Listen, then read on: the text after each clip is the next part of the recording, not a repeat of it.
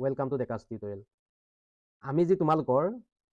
JEE means Guwahati হাইকোৰ্টৰ তোমালোকৰ JEE কাৰণে যি তোমালোকৰ আমি পলিটি তোমালোকৰ সিৰিজটো অলৰেডি বহুত কেইটা ক্লাছ ললো আৰু আমি এতিয়া তোমালোকৰ ষ্টাৰ্ট কৰি আছো ইণ্ডিয়ান হিষ্ট্ৰী আৰু আজি আমাৰ যিটো তোমালোকৰ ইণ্ডিয়ান হিষ্ট্ৰী তাৰ তোমালোকৰ পাৰ্ট নাম্বাৰ 4 ঠিক আছে আজিৰ ক্লাছত আমি মডাৰ্ণ হিষ্ট্ৰী কেইবাটাও ইম্পৰ্টেণ্ট কুৱেশ্যন যিকেইটা তোমালোকৰ এক্সামৰ কাৰণে বেনিফিচিয়েল হ'ব সেনেকুৱা ধৰণৰ কেইটামান কুৱেশ্যন লৈ আহিছো সেইকেইটা আমি আজি ডিছকাছ কৰিম আৰু আমাৰ চেনেললৈ যদি কোনোবা নতুনকৈ আহিছা তেন্তে প্লিজ চেনেলটো ছাবস্ক্ৰাইব কৰি দিবা আৰু লগতে তোমালোকৰ ফ্ৰেণ্ডসকলৰ মাজতো চেনেলটো শ্বেয়াৰ কৰি দিবা সো আজিৰ ক্লাছৰ আমাৰ ফাৰ্ষ্ট কুৱেশ্যনটো কি দিছে চোৱা কুৱেশ্যনটো দিছে তোমালোকৰ consider the following regarding the Simon commission ঠিক আছে সাইমন কমিশ্যনৰ ওপৰত তোমালোকৰ তিনটা ষ্টেটমেন্ট দিছে আৰু কোনকিটা ষ্টেটমেন্ট তোমালোকৰ কাৰেক্ট হয় সেইটো তোমালোকে ফাইন্ড আউট কৰিব লাগে ঠিক আছে আমি এটা জানিব লাগিব সাইমন কমিশ্যন কি আছিল সাইমন কমিশ্যন তোমালোকৰ কেতিয়া ফৰ্ম হৈছিলে এষ্টাব্লিছ হৈছিলে 1927 ঠিক আছে সাইমন কমিশ্যন তোমালোকৰ 1927 ত এষ্টাব্লিছ হৈছিলে আৰু ইণ্ডিয়ালে যদি তোমালোকৰ ইণ্ডিয়ালে কেতিয়া আহিছিলে যদি বুলি কয় তেতিয়া হলে 1928 ঠিক আছে সাইমন কমিশ্যন ইণ্ডিয়াত কেতিয়া আহিছিলে 1928 আৰু এয়া তোমালোকৰ মেইন যিটো অবজেক্টিভ হয় অবজেক্টিভটো কি আছিলে তোমালোকৰ review government of India act 1919 ঠিক আছে government of India act 1919 review কৰিবৰ কাৰণে তোমালোকৰ সাইমন কমিশ্যন ইণ্ডিয়ালৈ আহিছিলে এয়াৰ তোমালোকৰ তিনটা ষ্টেটমেন্ট দিছে কি দিছে it had no Indian member যি তোমালোকৰ সাইমন কমিশ্যন আছিলে সাইমন কমিশ্যনৰ তোমালোকৰ এজনো কি নাছিলে তোমালোকৰ ইণ্ডিয়ান মেম্বাৰ নাছিলে সেইকাৰণে এই কমিশ্যনখনৰ ওপৰত কি আছিলে প্ৰটেষ্ট হৈছিলে গতিকে এইটো কি হয় কাৰেক্ট হয় নেক্সটটো দিছে ইট ৰেকমেণ্ডেড দি এবলিশ অফ ডায়াৰ্কি ঠিক আছে যি তোমালোকৰ গভৰ্নমেণ্ট অফ ইণ্ডিয়া এক্ট 1919 আছিলে ঠিক আছে গভৰ্নমেণ্ট অফ ইণ্ডিয়া এক্ট 1919 কি কৰিছিলে প্ৰভিন্সত তোমালোকৰ ডায়াৰ্কি সিস্টেম দিছিলে প্ৰভিন্সত আমাৰ কি আছিলে তোমালোকৰ ডায়াৰ্কি সিস্টেম আছিলে ঠিক আছে ই ডায়াৰ্কি সিস্টেম এবলিশ কৰিবলৈ ৰেকমেণ্ডেশ্যন তোমালোকৰ দিছিলে এইটো কি হ'ব কাৰেক্ট হয় তাৰ পাছতো যদি তোমালোকে চোৱা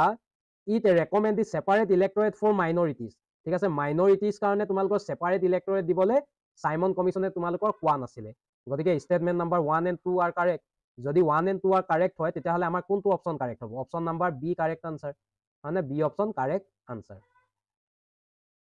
নেক্সট কুৱেশ্যনটো চোৱা নেক্সট কুৱেশ্যনটো আমাক কি দিছে what is the main objective of the Poona pact 1932 ঠিক আছে আমাক উলিয়াবলৈ কৈছে পুনা পেক্টৰ মেইন অবজেক্টিভ কি আছিলে আমাক অপচন কেইটা কি দিছে grant separate electorate to women preserve Hindu joint family replace separate electorate for the depress classes with reserve seat ensure dominion status to India এতিয়া পুনা পেক্টৰ তোমালোকৰ অবজেক্টিভ কি আছিলে পুনা পেক্টৰ অবজেক্টিভ আছিলে যে ডিপ্ৰেছ ক্লাছৰ কাৰণে সিটটো তোমালোকৰ ৰিজাৰ্ভ কৰা আৰু তোমালোকৰ ৰিপ্লেচ কৰিব লাগিছিলে সেপাৰেট ইলেক্টৰেট ঠিক আছে ৰিজাৰ্ভ তোমালোকৰ যি ডিপ্ৰেছ ক্লাছ আছিলে ডিপ্ৰেছ ক্লাছৰ কাৰণে তোমালোকৰ সিট ৰিজাৰ্ভ থব লাগে আৰু সেপাৰেট ইলেক্টৰেট হ'ব নালাগে কাৰণে তোমালোকৰ এই পুনা পেক্ট 1932 হৈছিলে আৰু পুনা পেক্ট যদি তোমালোকে চাবলৈ যোৱা পুনা পেক্ট কাৰ মাজত হৈছিলে 1932 যি তোমালোকৰ পুনা পেক্ট হৈছিলে এই পেক্টটো হৈছিলে তোমালোকৰ মহাত্মা গান্ধী আৰু তোমালোকৰ আম্বেদকাৰ ঠিক আছে গান্ধী আৰু আম্বেদকাৰৰ মাজত তোমালোকৰ এই পেক্টখন হৈছিলে ইয়াৰ মেইন উদ্দেশ্য কি আছিলে ইয়াৰ মেইন অবজেক্টিভ যদি তোমালোকে চাবলৈ যোৱা increase the political representation of depress class হয়নে increase the political representation of depress class ঠিক আছে ডিপ্ৰেছ ক্লাছৰ তোমালোকৰ পলিটিকেল ৰিপ্ৰেজেন্টেশন বহুৱাটোৱে এই পুনা পেক্টৰ মেইন উদ্দেশ্য আছিলে কিন্তু সেপাৰেট ইলেক্টৰেটটো ৰিপ্লেচ কৰিব বিচাৰিছিলে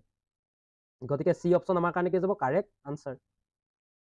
আৰু এই ক্লাছৰ যিটো পিডিএফ হয় পিডিএফটো তোমালোকে আমাৰ টেলিগ্ৰাম চেনেলত পাই যাবা টেলিগ্ৰাম চেনেলৰ লিংক তোমালোকৰ ডেছক্ৰিপশ্যনত দিয়া থাকিব নেক্সটটো দিছে the Lucknow pact 1916 was an agreement between যি তোমালোকৰ লক্ষ্ণৌ পেক্ট আছিলে সেইটো কাৰ মাজত তোমালোকৰ এগ্ৰিমেণ্ট আছিলে INC mean Indian National Congress and British government, INC and Muslim League, moderate and extremist, Ghadar Party and Annie Besant. এতিয়া লক্ষ্ণৌ পেক্টনো কিয় হৈছিলে আমি হেতু চাব লাগে লক্ষ্ণৌ পেক্ট কিয় হৈছিলে যদি লক্ষ্ণৌ পেক্টৰ কথা আমি চাব লাগে তেতিয়াহলে আমি জানিব লাগিব সুৰাট স্প্লিটৰ কথা ঠিক আছে সুৰাট স্প্লিট সুৰাটত কি হৈছিলে 1907ত তোমালোকৰ মডাৰেট আৰু এক্সট্ৰিমিষ্টৰ মাজত তোমালোকৰ INC দুটা ভাগত ভাগ হৈ গৈছিলে মানে INC তোমালোকৰ মেইনলি কি আছিলে দুটা ভাগত ভাগ হৈ গৈছিলে এটা আছিলে তোমালোকৰ মডাৰেট আৰু এটা আছিলে তোমালোকৰ এক্সট্ৰিমিষ্ট এই দুটা ভাগত ভাগ হৈ গৈছিলে আৰু এই দুটা ভাগত ভাগ হৈ যোৱাৰ আইএনচি কি হৈ গৈছিলে বহুত উইক হৈ গৈছিলে তাৰ পাছতে তোমালোকৰ 1916 তোমালোকৰ কি হ'ল মডাৰেট আৰু এক্সট্ৰিমিষ্টে কি কৰি দিলে এগ্ৰিমেণ্ট চাইন কৰি তাহাঁতি লগত আহি গৈছিলে চব ঠিক আছে এইটো হৈছিলে তোমালোকৰ মডাৰেট এণ্ড এক্সট্ৰিমিষ্ট নেক্সটটো যদি তোমালোকে চাবলৈ যোৱা পাৰ্টিশ্যন অফ বেংগলৰ ওপৰত দিছে পাৰ্টিশ্যন অফ বেংগল কেতিয়া হৈছিলে 1905ত হৈছিলে হয়নে 1905ত তোমালোকৰ পাৰ্টিশ্যন অফ বেংগল হৈছিলে এতিয়া আমাক দিছে consider the following statement about the partition of Bengal 1905 it was carried out during the tenure of Lord Curzon ঠিক আছে এইটো কাৰ সময়ত হৈছিলে তোমালোকৰ লৰ্ড কাৰ্জনৰ সময়ত হৈছিলে কাৰেক্ট নে ইনকাৰেক্ট কাৰেক্ট ষ্টেটমেণ্ট তাৰ পাছতো যদি চাবলৈ যোৱা the rationale behind the partition was purely administrative decision আছিলে কিন্তু ইয়াৰ মেইন উদ্দেশ্যটো আছিলে তোমালোকৰ যি তোমালোকৰ বেংগালী নেশ্যনেলিজম আছিলে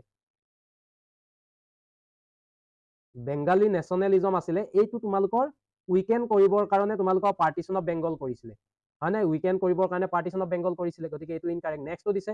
স্বদেশী and boycott movement gain the momentum after পাৰ্টিশ্যনৰ পিছত তোমালোকৰ স্বদেশী আৰু বয়কট মুভমেণ্টে তোমালোকৰ মমেণ্টাম গেইন কৰিছিলে এইটো কি হয় কাৰেক্ট হয় এতিয়া যদি তোমালোকে চাবলৈ যোৱা কোনটো হ'ব B option correct answer 1 and 3 correct answer নেক্সটটো দিছে the first railway line in India open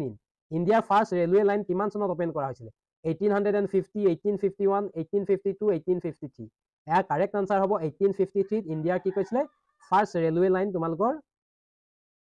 open কৰিছিলে আৰু এইটো যদি তোমালোকে চাবলৈ যোৱা এপ্ৰক্সিমেটলি কিমান কিলোমিটাৰ আছিলে 34 কিলোমিটাৰ তোমালোকৰ এপ্ৰক্সিমেটলি আছিলে আৰু কেতিয়া লঞ্চ কৰিছিলে তোমালোকৰ 16 এপ্ৰিল এইটো মনত থবা ডেটো 16 এপ্ৰিল 1853 আৰু ক'ৰ পৰা ক'লে বম্বে টু থানে এতিয়া তোমালোকে কমেণ্ট কৰিবা অসমৰ ফাৰ্ষ্ট ৰেলৱে লাইন তোমালোকে কমেণ্ট কৰি জনাবা অসমৰ ফাৰ্ষ্ট ৰেলৱে লাইন কেতিয়া আৰু ক'ৰ পৰা ক'লে তোমালোকৰ অপেন কৰিছিলে ঠিক আছে এইটো তোমালোকে কমেণ্ট কৰি জনাই দিবা গতিকে ইয়াৰ correct answer option number D next কুৱেশ্যনটো যদি চাবলৈ যোৱা তোমালোকক দিছে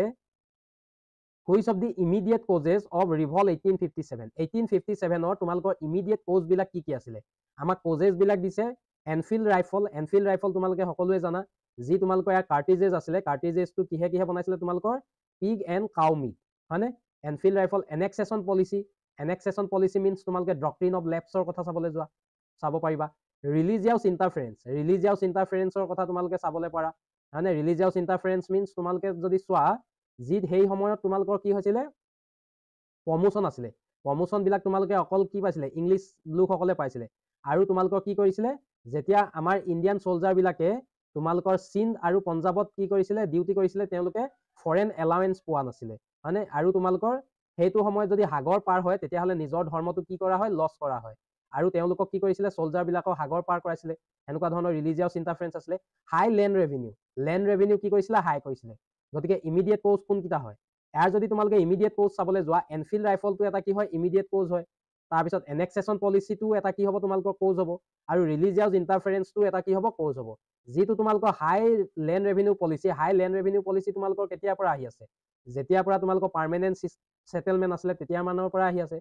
হয়নে গতিকে এইটো এটা কি হয় তোমালোকৰ লং টাৰ্ম কজেছ হয় গতিকে বাকীকেইটা তোমালোকৰ ইমিডিয়েট কজ হয় গতিকে এইটো যদি তোমালোকে চাবলৈ যোৱা option number 1 2 and 3 are correct মানে C option correct answer next question যদি তোমালোকে চোৱা পাছৰ কুৱেশ্যনটো আমাক কি দিছে চোৱা পূৰ্ণ Swaraj declared in the INC session পূৰ্ণ স্বৰাজ তোমালোকৰ কেতিয়া কোনটো INC ছেশ্যনত ডিক্লেয়াৰ কৰা হৈছিল লাহোৰ ছেশ্যনত নে কাৰাচী ছেশ্যনত নে এলাহাবাদ নে ফেজপুৰ এইটো যদি তোমালোকে চাবলৈ যোৱা পূৰ্ণ স্বৰাজ তোমালোকৰ ডিক্লেয়াৰ কৰিছিলে লাহোৰ ছেশ্যনত আৰু লাহোৰ ছেশ্যন কেতিয়া হৈছিলে তোমালোকৰ 1929 ইয়াৰ যি তোমালোকৰ প্ৰেচিডেণ্ট কোন আছিলে লাহোৰ ছেশ্যনত তোমালোকৰ প্ৰেচিডেণ্ট আছিলে জৱাহৰলাল নেহেৰু মানে জৱাহৰলাল নেহেৰু তোমালোকৰ লাহোৰ ছেশ্যনৰ প্ৰেচিডেণ্ট আছিলে এতিয়া এই ছেশ্যনটোতে তোমালোকৰ পূৰ্ণ স্বৰাজৰ ডিক্লেয়াৰ কৰা হৈছিলে অপশ্যন নাম্বাৰ এ আমাৰ কাৰণে কি হৈ যাব কাৰেক্ট আনচাৰ আৰু যদি তোমালোকে কাৰাচী ছেশ্যনটো চোৱা কাৰাচী ছেশ্যনটো আছিলে 1931 আৰু এই ছেশ্যনৰ যি তোমালোকৰ প্ৰেচিডেণ্ট আছিলে তোমালোকৰ চৰ্দাৰ পেটেল ঠিক আছে বল্লভ ভাই পেটেল চৰ্দাৰ পেটেল তোমালোকৰ কি আছিলে প্ৰেচিডেণ্ট আছিলে আৰু এই ছেশ্যনত তোমালোকৰ ৰিজলিউশ্যন লোৱা হৈছিলে কিহৰ ৰিজলিউশ্যন লোৱা হৈছিলে তোমালোকৰ ফাণ্ডামেণ্টেল ৰাইটছ ঠিক আছে fundamental rights and economic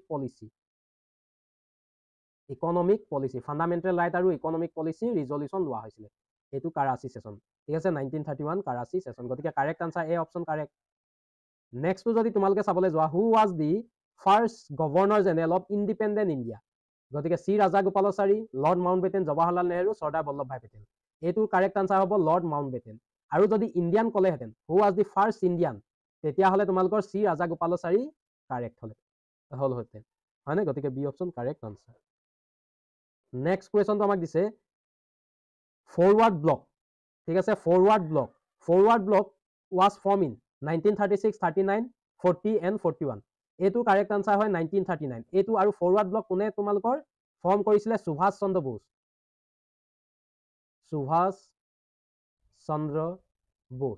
Subhash চন্দ্ৰ বোসে তোমালোকৰ কি কৰিছিলে ফৰৱাৰ্ড ব্লক তোমালোকৰ ফৰ্ম কৰিছিলে কিয় ফৰ্ম কৰিছিলে আইডিঅলজিক্যাল এতিয়া চোৱা সুভাষ চন্দ্ৰ বোস আৰু আইএনচিৰ মাজত কি আছিলে এতিয়া যদি তোমালোকে সুভাষ চন্দ্ৰ বোস আৰু যদি তোমালোকে আইএনচিৰ কথা চোৱা এহেতৰ দুটাৰ মাজত কি আছিলে তোমালোকৰ আইডিঅলজিক্যাল ডিফাৰেন্স আছিলে আইডিঅলজিক্যাল ডিফাৰেন্স আছিলে নে সুভাষ চন্দ্ৰ বোসৰ মতে আইডিঅলজি কি আছিলে তোমালোকৰ মিলিটেন্ট এপ্ৰোচ তোমালোকৰ ল'ব লাগে কিন্তু আইএনচিয়ে কি কৈছিলে নন ভায়োলেন্টৰ কথা কৈছিলে হয়নে মহাত্মা গান্ধীহঁতে তোমালোকৰ কি নন ভায়োলেন্ট সেই আইডিঅলজিক্যাল ডিফাৰেন্স থকাৰ কাৰণে 1939ত তেওঁ প্ৰেসিডেন্সিটো কি কৰিছিলে আইএনচি ৰিজাইন কৰিছিলে আৰু ৰিজাইন কৰাৰ পাছতে তেওঁ ফৰৱাৰ্ড ব্লক তোমালোকৰ বনাইছিলে ঠিক আছে এইখিনি তোমালোকৰ অপশ্যন নাম্বাৰ বি আমাৰ কাৰেক্ট আনসাৰ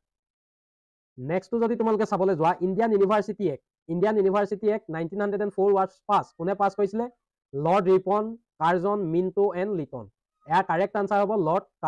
কাৰ্জনৰ সময়তে তোমালোকৰ ইউনিভাৰ্চিটি এক্ট তোমালোকৰ বনিছিলে আৰু ইয়াৰ মেইন এইম কি আছিলে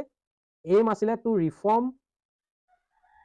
ৰিফৰ্ম কৰাটো ইয়াৰ কি আছিলে মেইন এইম আছিলে higher education and centralize control over higher education ঠিক আছে হায়াৰ এডুকেশ্যনৰ চেন্ট্ৰেলাইজ তোমালোকৰ কণ্ট্ৰল কৰিবৰ কাৰণে এই যিটো এক্ট হয় ইণ্ডিয়ান ইউনিভাৰ্চিটি এক্ট এই এক্টটো তোমালোকৰ আনিছিলে লৰ্ড কাৰ্জনে 1904 গতিকে B option correct answer so আজিৰ ক্লাছত তোমালোকৰ ইমান কিটা কুৱেশ্যনে আছিলে যদি ভিডিঅ'টো চাই ভাল পালা তেন্তে লাইক কমেণ্ট শ্বেয়াৰ কৰিবা আৰু কোনোবা যদি আমাৰ চেনেললৈ নতুনকৈ আহিছা তেন্তে চেনেলটো ছাবস্ক্ৰাইব কৰি দিবা আৰু লগতে কি টপিকৰ ওপৰত আমি ভিডিঅ' বনাম সেইটোৰ ওপৰতো তোমালোকে এটা কমেণ্ট কৰি দিবা আৰু এই ক্লাছৰ যিটো পিডিএফ হয় পিডিএফটো তোমালোকৰ আমাৰ টেলিগ্ৰাম চেনেলত আছে আমাৰ টেলিগ্ৰাম চেনেলত দিয়া আছে আৰু টেলিগ্ৰাম চেনেলৰ লিংক তোমালোকৰ ডেছক্ৰিপশ্যনত পাই যাবা থ্যাংক ইউ এভৰিৱান ফৰ ৱাচিং দিছ ভিডিঅ' থ্যাংক ইউ